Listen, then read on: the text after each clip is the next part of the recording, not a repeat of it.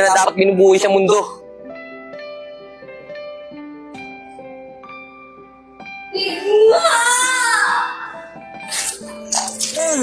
Anong nangyari sa'yo? Tol, dito umihinga si Digma! Digma!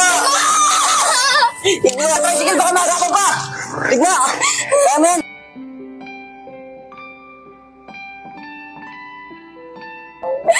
Digma!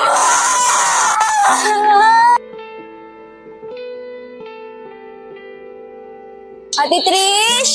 Ate Trish! Ate Trish! O Dayan, asan si Hana tsaka si Digma? May masama pong balita. Ano?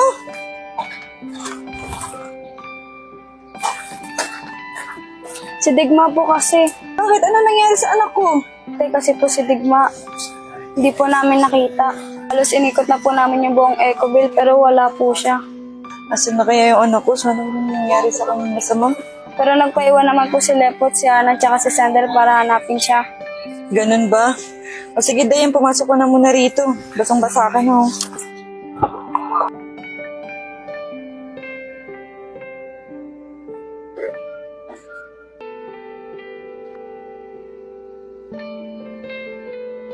Sumanang panaginip ko. Maaga na pala. Tangina, saan kaya ako warap ng diskarte ko? Matik yan, papatumba na ako ng amo ko. Uy Mel, galing ako sa amo mo. Hinahanap ka. Hinaantay yung remita mo. Pag-ingat ka, ba pinapaanting ka na. Tol, sinabi mo ba nandito ako? Lakas mo, ilalaglag ba kita? Siyempre hindi. Salamat tol ah. Visit kasi na Digma ate. Dahil kasi sa kanya eh, kaya ako nagkakaganto.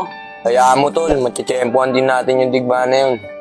Yari talaga yun sa akin Digma na yan. Sumanang panaginip ko ngayon ah. Hindi kaya nasabi na ni Siyang kay Elkid. Lalagyan talaga ako doon kung nasabi niya yun. Paano kaya natin makikita yung Digma na yun, no? Tol, di ba si Digma yun?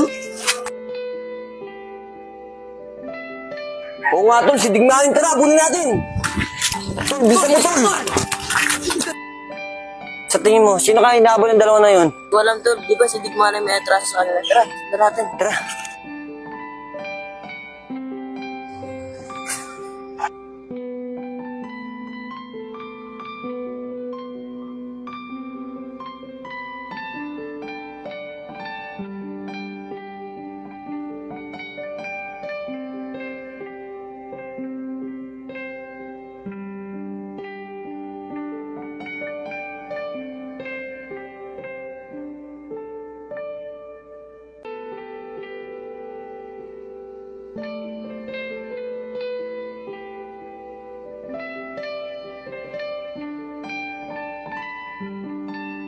Lord, sorry po sa lahat ng ginawa kong kasalanan. Sana po bigyan niyo pa po ako ng isang pagkakataon.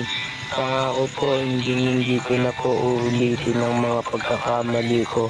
Sana rin po magkita na po kami ni Hana. Salamat, Lord.